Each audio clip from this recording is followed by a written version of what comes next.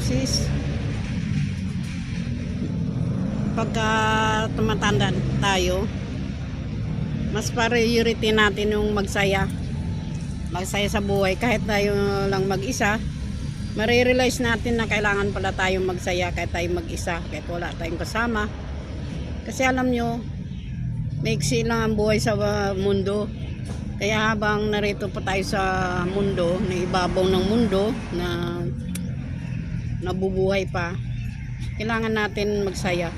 Kahit wala tayong kasama, mag-isa, gawin nating masaya ang ating sarili. Kahit tayo lang ay nag-iisa lang, kung walang sasama sa'yo, hayaan mo sila. Kanya-kanya tayo ng buhay, kanya-kanya tayong diskarte sa buhay. Malaya ang bawat isa, gawin ang gusto. Basta mabuti lang, malaya tayong gawin yun. Magsaya tayo kahit na nag-iisa lang tayo. Thank you for watching. Bye bye.